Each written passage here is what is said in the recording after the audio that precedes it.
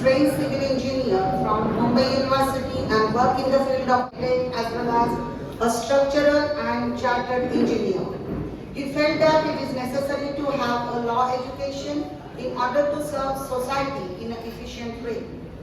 So, he completed his LLB and LLM from Mumbai University and practicing as an advocate in the Supreme Court and the Bombay High Court. He is appointed as an arbitrator by the Commissioner of Cooperation for Multi-State Cooperative Sector. He is also expert director on the Maharashtra State Cooperative Housing Society Federation Limited. He is one of the authors of the Housing Cooperatives Book, which is launched by NCUI. He has also written a book on election of housing society titled Elections Cooperative Housing Society Training and created act named Housing Co-Masters and Election Cooperative Training. His articles and quotes are published frequently in various newspapers such as Times of India, Midday, Maharashtra Times and other newspapers.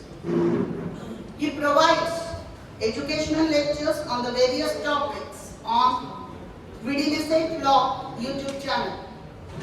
He actively participates in national as well as international conferences. He is also invited for discussions on various legal subjects on national television such as Sahyadri, Doordarshan channel and Zee Business.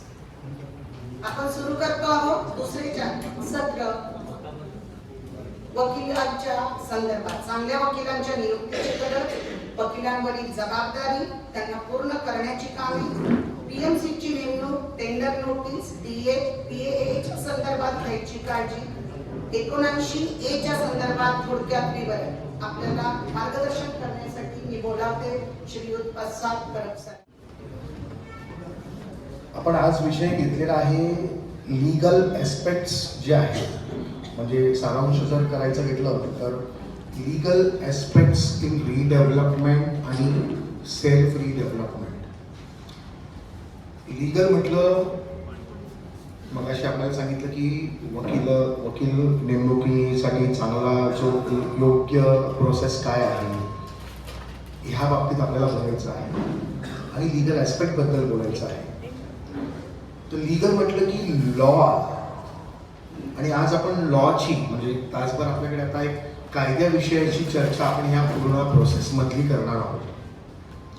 आणि law म्हटलं तर लॉचं definition काय आहे असं जर आपल्याला कोणी विचारलं तर मग लॉचं डेफिनेशन काय असू शकतं आणि ते कुठे दिलेलं आहे. तर लॉचं डेफिनेशन आपल्याला पाहायला मिळतं ते म्हणजे आपल्या इंडियन कॉन्स्टिट्यूशनमध्ये. आणि इंडियन कॉन्स्टिट्यूशनमध्ये आर्टिकल 13 जो आहे, आर्टिकल 13 जो फंडामेंटल राईट्सचा चॅप्टर ओपन होतो, ज्याला आपण मूलभूत अधिकार म्हणतो. फंडामेंटल राईट्सच्या चॅप्टरचा सेकंड आर्टिकल म्हणजे आर्टिकल 13 हे आपल्याला सांगतं की लॉ म्हणजे काय आहे. आणि त्यात असं दिलेलं आहे की लॉ म्हणजे ordnance, order, rules, regulations, bylaws आणि पुढे असं म्हटलेलं आहे कस्टम और usages having force of law in the territory of India. ह्या सगळ्या गोष्टी लॉ ह्या डेफिनेशनमध्ये समाविष्ट केल्या गेलेल्या आहे. म्हणजे मग रिडेव्हलपमेंट आणि सेल्फ रिडेव्हलपमेंटचा कायद्याचं नॉलेज ज्या व्यक्तीला आहे त्या व्यक्तीला नियुक्त करण्याच्या प्रोसेससाठी आपण त्याच चर्चा करण्यासाठी जमलेलो आहोत. बरं, कायदा आपण बघितलं की हे सगळं आलं कायद्यामध्ये. मग रिडेव्हलपमेंटसाठी आणि स्वयंपुनर्विकासासाठी असलेला कायदा कुठले कुठले कायदे आहेत जे वकिलांना जाऊ द्या आपल्यालाही माहिती पाहिजे की ह्या कायद्याचा अंश जो आहे तो आपल्या ह्या सगळ्या प्रोसेसमध्ये येणार आहे. आणि मग ते कायदे कुठले आहेत तर let's begin with the Indian constitution itself.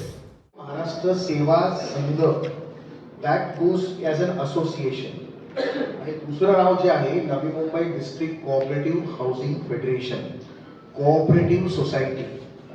First name association, second name cooperative society दाखवते आपल्याला.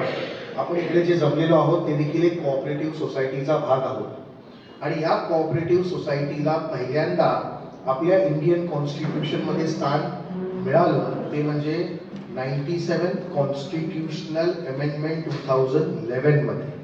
म्हणजे आपलं जे संविधान आहे त्यामध्ये कोऑपरेटिव्ह सोसायटीचा समाविष्ट जो आहे तो 2011 साली आपल्याला करण्यात आलेला आहे.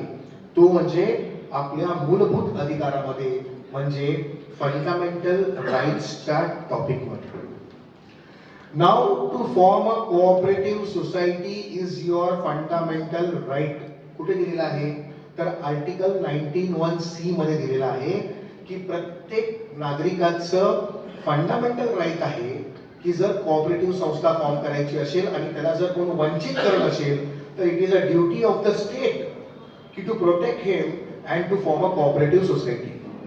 म्हणजे एवढ्या स्तरावरती आज कोऑपरेटिव्ह सोसायटीला नेऊन ठेवलेलं आहे आणि त्याचमुळे आपल्याला रिट पिटिशन्स ऑनरेबल बॉम्बे हायकोर्टमध्ये किंवा PIL या माध्यमातून आपल्याला डिरेक्टली कॉन्स्टिट्यूशनल कोर्टमध्ये जाता येतं. याचंच मेन कारण म्हणजे कोऑपरेटिव्ह सोसायटीजना मिळालेलं फंडामेंटल राईट्स मधलं स्थान.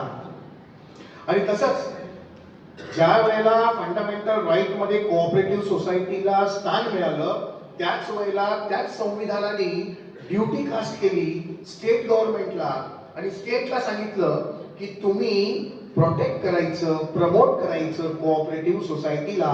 Article 43(B) of the Indian constitution मध्ये directive principles of state policy मध्ये सांगितलं आहे की टू प्रमोट कोऑपरेटिव्ह सोसायटीज. कोणी करायचं प्रमोट? आपण नाही, स्टेटने प्रमोट करायचं.